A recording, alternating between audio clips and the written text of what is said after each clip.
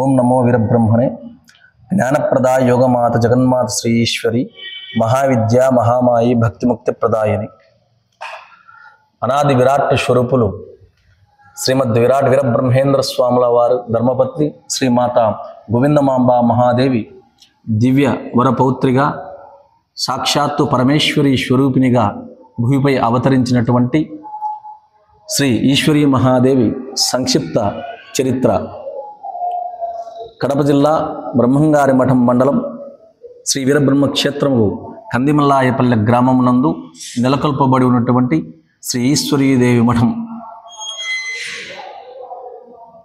పరబ్రహ్మ స్వరూపులకు శ్రీమద్ విరాట్ వీరబ్రహ్మేంద్ర స్వాముల వారు సజీవ సమాధి నిష్ట వహించుచున్నటువంటి శుభ సందర్భమైనటువంటి పూనశకం 1693 సంవత్సరం వైశాఖ శుద్ధ దశమి పర్వదినమ నాడు ఆ యొక్క శుభ సందర్భంలో ప్రథమ మఠాధిపతులుగా శ్రీ గోవింద స్వాముల వారి పట్టాభిషక్తులైనటువంటి సందర్భంలో వారి తండ్రి గారితో దీనవదనంతో ఉన్నటువంటి శ్రీ గోవిందయాచార్యులు ధర్మపత్ని శ్రీమాత గిరియమ్మ దంపతులను ఆశీర్వదిస్తూ శ్రీ వీరబ్రహ్మేంద్ర స్వాముల వారు మీకు పరాశక్తి స్వరూపిణి అయిన లక్ష్మీదేవి అంశయే ప్రథమ పుత్రికగా జన్మించి ఈశ్వరీ అను పేరుతో బ్రహ్మజ్ఞాని అయి జనులలో ఆధ్యాత్మిక జిజ్ఞాసను జ్ఞానజ్యోతులను వెలిగించి మహిళలకు మార్గదర్శకమై భూలోకమాతగా ఖ్యాతి వహించి నా వలననే ఆచంద్ర తారార్కము ఆరాధింపబడునని ఆశీర్వదించిన శ్రీ వీరబ్రహ్మేంద్ర స్వాముల వారి దివ్యానుగ్రహము వలన కలియుగము పూనశకమైనటువంటి 1703 సంవత్సరమునకు సరియగు స్వస్తి శ్రీ స్వభానునామ సంవత్సరములో శ్రావణ శుద్ధ పంచమి పర్వదినమున శ్రీ ఈశ్వరీ మహాదేవి జన్మించారు. శ్రీ వీరబ్రహ్మేంద్ర స్వాముల వారికి జన్మతః వారసురాలై బాల్యమున తండ్రిని యోగ నిద్ర నుండి మేలుకొల్పిన ఆధ్యాత్మిక వారసురాలుగా ఖ్యాతిగాంచిన శ్రీ ఈశ్వరీ మహాదేవి తండ్రి గారిచే కారణమాత్ర గురోపదేశమును స్వీకరించారు. మఠమునకు సమీపమున ఉన్న నల్లమల కొండ గుహయందు యోగనిష్టతో తపస్సు చేసి అష్టాంగ యోగాది జ్ఞాన వాక్శుద్ధిని పొందారు. శ్రీ వీరబ్రహ్మేంద్రుల స్వప్న సాక్షాత్కార దర్శనమును పొంది గురువాజ్ఞ ప్రకారం బ్రహ్మతత్వాన్ని బహుళ ప్రచారము చేయుటకు సంకల్పించారు. స్వీయ కళ్యాణాన్ని త్యజించి లోక కళ్యాణార్థం బ్రహ్మచర్య దీక్షను భూని ఆత్మతత్వ బోధనలు రచించారు. యోగి సుబ్బయ్యను మొద్దు సుబ్బయ్యను చేరదీసి యోగి సుబ్బయ్యగా ఆశీర్వదించారు. చాటుకొండు చెంగయ్యను అనుగ్రహించి తత్వోపదేశం చేసి ఇరువురిని ప్రథమ శిష్యులుగా ఆశీర్వదించారు. గురు సంప్రదాయముగా గురుదేవులు తండ్రి గారైన శ్రీ గోవింద స్వాముల వారి దివ్య యోగ సమాధి సజీవ సమాధిని ముఖమంటపాదులు నిర్మింపచేసి ప్రత్యేక మఠమునకు మఠాధీశులై గురు పరంపర నిత్య నైమిత్తికాది పూజలు ఆరాధన గురు పూజా మహోత్సవములు నిర్వచించుచున్నారు. శిష్య సమేతంగా దేశ పర్యటన చేసిన ఈశ్వరీమాత జనులలో ఆధ్యాత్మిక జిజ్ఞాసను కలిగించి కాలజ్ఞానాది ఆత్మతత్వ బోధనను భక్తితత్వాన్ని ప్రచారం చేశారు.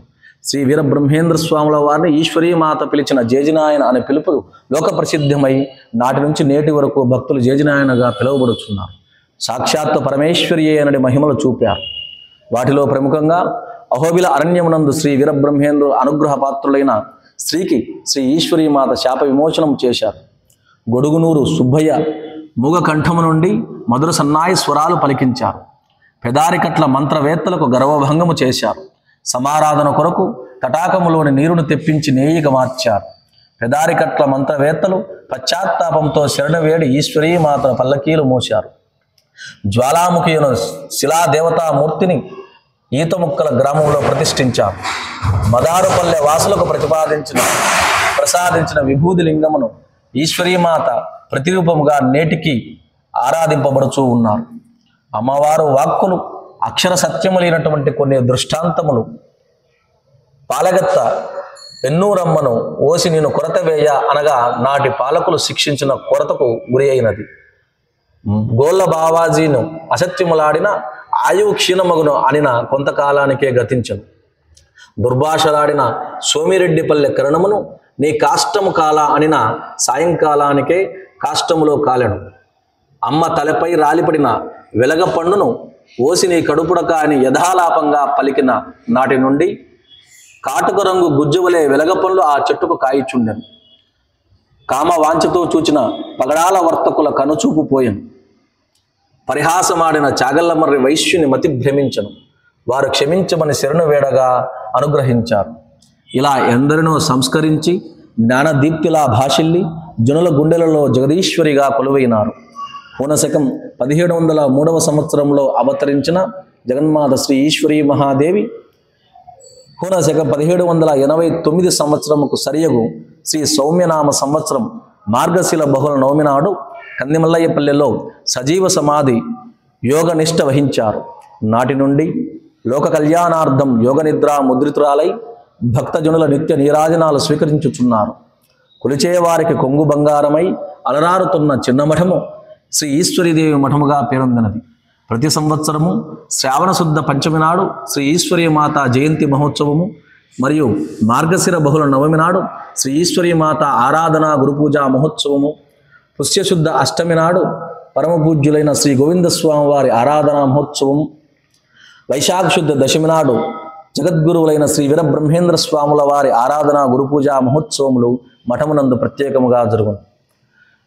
మఠాధిపతుల వారి ఆధ్వర్యంలో భక్తజన ద్రవ్య సహకారముచే నిత్య నైమిత్తికాది పూజలు, ఆరాధన గురుపూజా మహోత్సవములు మఠమునందు కొనసాగుచున్నవి. శ్రీ వీరబ్రహ్మ క్షేత్రములకు విచ్చేయుచున్నటువంటి భక్తజనులు శ్రీ మాతా గోవిందమాంబ సమేత శ్రీ వీరబ్రహ్మేంద్ర స్వాముల వారి మఠమునకు తూర్పు దిక్కుగా వెలిసినటువంటి జగన్మాత శ్రీ ఈశ్వరీదేవి యోగనిష్ట వహించిన దివ్య సన్నిధానముగు శ్రీ ఈశ్వరీదేవి మఠమును దర్శించి అమ్మ అనుగ్రహంతో తరించుచున్నారు. జై వీరబ్రహ్మ జై, గోవిందమాంబ జై, జై ఈశ్వరాంబ జై, జై జగన్మాత జై. సర్వే భవంతు సుఖినః, లోకా సమస్తా సుఖినో భవంతు. స్వస్తి.